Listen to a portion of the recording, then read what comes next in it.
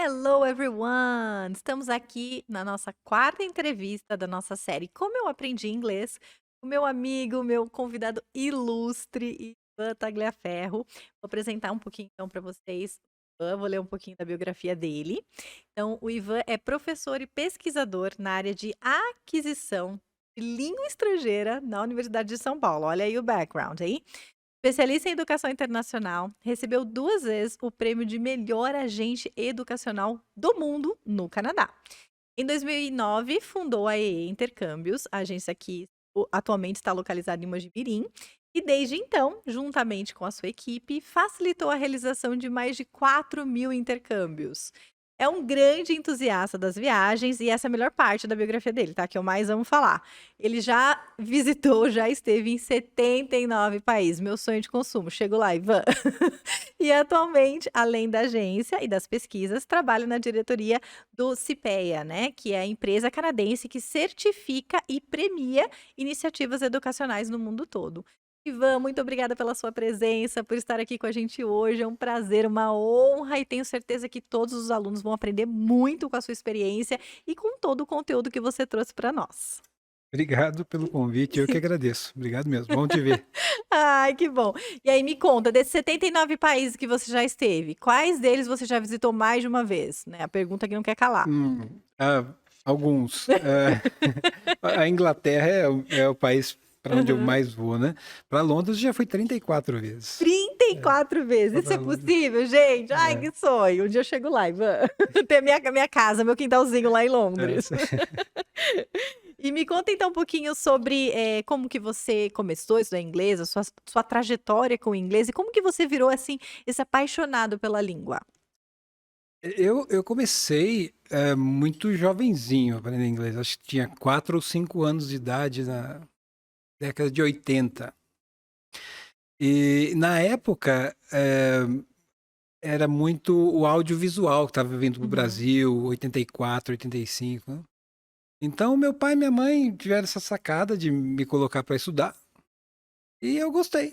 Eu gostei gostei das aulas, gostei da professora, que inclusive eu tenho contato até hoje, quase 40 anos depois, né.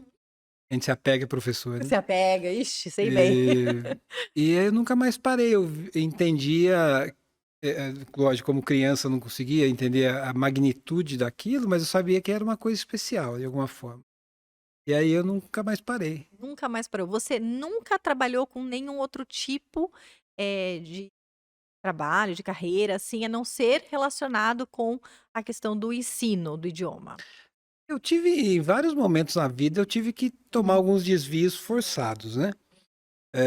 Mas sempre eu tive esse desejo de voltar para o ensino, para o uhum. estudo da língua, eu sempre gostei muito. A minha primeira formação foi em química. Química? É, Nossa, não sabia dessa. pois Que é. legal. E aí quando eu tive que fazer o primeiro estágio, aí eu percebi que não era Não, aquilo não, que deixa que eu quieto. queria.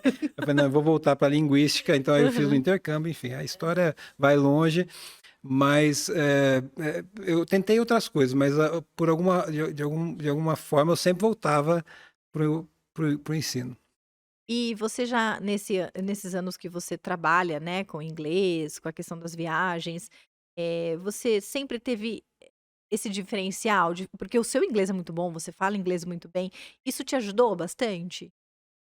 Ah, para mim foi assim, foi talvez a melhor decisão que eu tomei na minha vida foi ter estudado inglês. Não foi muito uma decisão minha, porque eu era criança quando eu Aham. comecei, mas, ter migrado depois para esse mundo do inglês e consequentemente de outras línguas, para mim foi importante.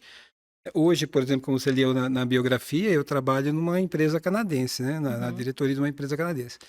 E no grupo de pessoas que trabalham na mesma agência, tem 50 nacionalidades. Pessoas do mundo inteiro que a gente se comunica em inglês. Aham. Então, além de ter que falar inglês, tem que entender sotaques de muitos lugares diferentes, né. E o inglês só me trouxe alegria na vida, né, foi a chave para conhecer os países que você viu aí, ler coisas diferentes. Agora eu faço pesquisas na área de aquisição, a maioria é publicada em inglês, né. Então, o inglês foi, sem dúvida, o que mais me abriu possibilidades. Conheço muita gente que não tem uma série de outros critérios acadêmicos, mas tem o inglês e consegue se dar muito bem por ter essa ferramenta, né? Que ótimo. E você acha que é possível ser fluente sem sair do Brasil? Eu sei que você fez o intercâmbio, você era muito jovem, onde o pessoal nem tinha ideia do que era fazer intercâmbio, do que era viajar É, para fora, você vai contar um pouquinho. Mas você acha que para aqueles que estão começando agora, por exemplo, é possível ficar fluente aqui no Brasil mesmo, com os recursos que nós temos? é possível e eu conheço muitas pessoas que conseguiram, né? Ahn, Lógico que o intercâmbio ajuda, viajar, conhecer outros países é muito importante, mas em questão de inglês como uma ferramenta para o trabalho, tranquilamente uma boa escola, um bom professor consegue ajudar você a chegar lá. Não tem dúvida, eu conheço muitas pessoas assim. Olha que legal, então tem gente que fica com aquela com aquele pensamento fixo, né, só vou ser fluente se eu morar fora, se eu fizer uma viagem no exterior, mas isso é algo que a gente sempre fala para os alunos, principalmente quando a gente está orientando eles, quando eles querem fazer o intercâmbio, é que quanto melhor você for, melhor você volta. É, Você também dá esse conselho? sim, aliás, quando a pessoa não tem noção de inglês, nós nem falamos sobre intercâmbio, não tem como. Primeiro porque a gente sabe que a gente paga intercâmbio em dólar, não é uma coisa barata, então tem que valer a pena. E se você vai com um inglês muito básico e você vai para ficar apenas um mês ou dois, você volta bem frustrado. Então a gente sempre recomenda, estude inglês no Brasil, melhore. Quanto mais próximo, exatamente o que você falou, quanto mais próximo aí do intermediário, do avançado, melhor o intercâmbio. Aí você vai perceber A experiência vai ser diferente, é outra né, história, é outra história. porque aí você vai fazer amizades que talvez com o inglês mais básico você não Uhum, conseguiria, vai poder participar de atividades que talvez com o inglês no início seja mais difícil. E uma coisa que eu tenho muito medo é quando o aluno ele vai para fazer um intercâmbio sem ter um intermediário para cima, é que ele coloque todas as suas expectativas nesse intercâmbio, nessa viagem.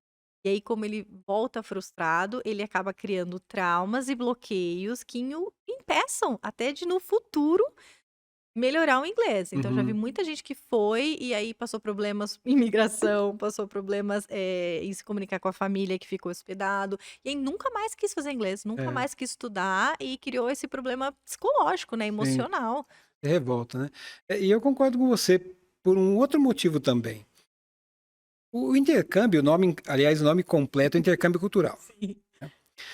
Quando você faz um intercâmbio, a palavra intercâmbio significa troca. Você está trocando o quê? Está trocando cultura.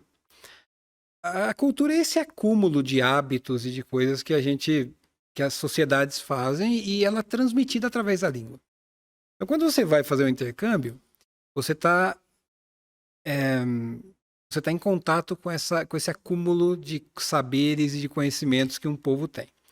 Só que se o seu inglês, ou qualquer língua que, né, falando aqui do inglês porque é o caso, mas se o seu inglês é muito precário, você não consegue atingir esse nível de cultura e, consequentemente, você volta sem o inglês e sem a cultura. É, quando deveria ser o contrário. A experiência do intercâmbio deveria ser uma experiência complementar ao que se faz no Brasil. Realmente tem essa ideia que o intercâmbio é um processo milagroso, que a pessoa vai e volta falando fluente. Eu até gostaria de saber, de ter alguma coisa assim, mas o intercâmbio é algo complementar. E complementar na parte cultural, principalmente. Eu sempre brinco que quando você faz um intercâmbio, você aprende tanta coisa que aprende até um idioma. Porque tem, na verdade, tem muitas outras Faz coisas muito sentido. envolvidas. É como se o idioma fosse um efeito colateral da experiência, né? Então, realmente, para você atingir esse nível de experiência, você precisa ter um pouco mais estudar um pouco aqui antes de ir. Então, falando de estudar um pouco aqui, né, conta pra gente um pouquinho sobre o seu processo, quando você começou a estudar inglês. O que Uhum, que você procurava? Como que você tinha contato com o idioma? O que que você fez para se desenvolver aqui? uhum. Bom, eu comecei a estudar numa época que não tinha internet, não tinha. O que eu procurava era obedecer meu pai e minha mãe na época, né? Sim. Não tinha muito recurso. O que eu lembro que o que nós tínhamos na época era aquelas revistas Speak Up, em cassete. Cassete, Então a verdade. gente ouvia, o laboratório da escola era isso aí. Depois de um tempo, uma coisa que me motivou muito foram os exames da Cambridge.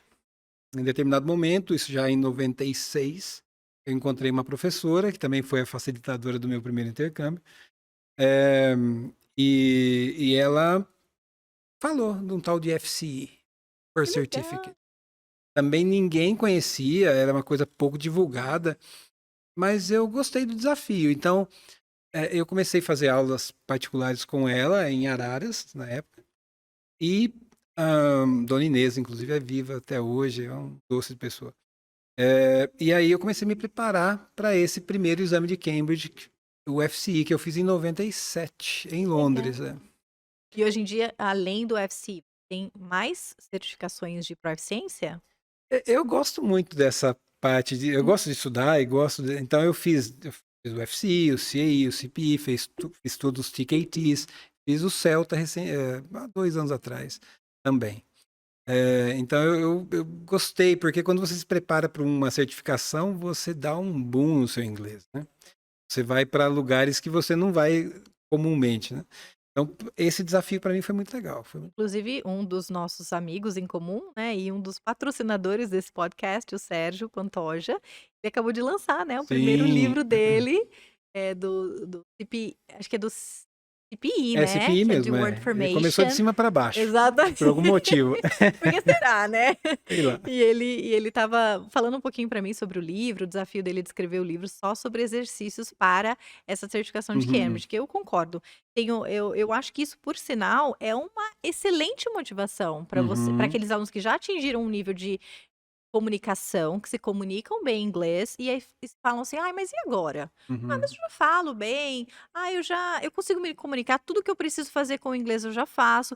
E às vezes eles não entendem a importância de continuar estudando. É, Então, ter essas certificações, de proficiência levam qualquer aluno a um sim, step ahead, é né um né, up a um muito grande. diferencial, Uhum, e a ver coisas que você jamais viria numa comunicação normal diária, por exemplo, dentro do seu uhum, trabalho, na sua área. Então você vê vocabulário, expressões, gramática que você jamais teria acesso é, se não fosse, por esse guidance do das certificações de Cambridge. sim, sim. Então acho que isso é muito legal. E lembra assim, vamos pensar no seu processo, né, quando você estava usando inglês. Você lembra de algo que deu errado, que você fez, e que você fala assim: "Nossa, isso aqui eu jamais faria, jamais indicaria alguém fazer"? Muita coisa dá errada. Na época na década de 90, era muito comum alguns métodos que dizia que você aprendia dormindo. Então, Entendi. isso aí eu tentei. Bota um filme em inglês lá enquanto você dorme, É, né, da você vai primeiro que você não consegue dormir, né? Depois você acorda no outro dia e já é frustrado porque você não dormiu e a coisa não vai bem, né? não. E além de você não aprender inglês. Uhum. Eh, Também tentei, aprender inglês sozinho. Isso para mim foi um pouco frustrante, porque eu acho que tem tanta gente boa que sabe, conhece muito mais do que eu, por que não utilizar esse recurso, né? Então, para mim, eu sei que tem pessoas e pessoas, para mim não funcionou Uhum. muito, não ter nenhuma guidance, nem ninguém para ajudar. Então eu lembro assim, desses 2 momentos que eu falei: "Não, agora eu vou aprender sozinho", e não rolou muito bem, até pela questão da disciplina, né, você sabe que você tem aula, você dá seus pulos, né. Você tá ali, É, tá pagando, tem alguém te exatamente. esperando. Você deixa, né, deixa para lá, você está no meio de dezembro, você fala: em janeiro eu vejo isso aí", Aham. pronto, você perde 2 semanas de estudo. Então, essas 2 coisas ficaram bem gravadas para mim, que hoje até hoje, agora continuo estudando, né, continuo fazendo minhas coisas, eu sempre tenho um professor, por perto, que me ajuda bastante. Que legal. E aí o contrário, o que que você indicaria hoje então para um aluno que vai começar a estudar inglês agora, que precisa achar sua motivação e que precisa dar um start, né, da onde que Uhum. eu começo, o que que eu faço, o que que você recomendaria? Eu acho que, eu acho que a motivação, ela nem sempre funciona, mas a disciplina sempre funciona. Então, se a pessoa for disciplinada, ela vai sempre resolver o problema, ela vai sempre estudar, ela vai achar a maneira de, o tempo e vai conseguir atingir os objetivos. Tem dia que você levanta e não está afim de fazer as coisas, não quer estudar. quer ir pra academia, Então que é pro trabalho, não né? quer fazer nada, é. Mas quem tem disciplina vai querendo ou não querendo. Então, primeira coisa é a pessoa entender que não é muito questão de motivação, é questão de disciplina. Nem sempre vai ser gostoso, mas tem que fazer. Segunda coisa que eu acho que me ajudou muito e ajuda bastante é ser responsável pelo processo. Às vezes as pessoas acham que, você mencionou a academia, né? Uhum.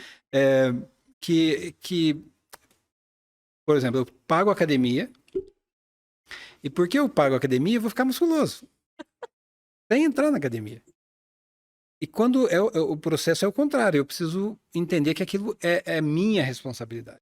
Então, no caso do inglês, é a mesma coisa. Eu preciso entender que aqui é eu que vou aprender, não é alguém que vai me ensinar, eu que preciso aprender.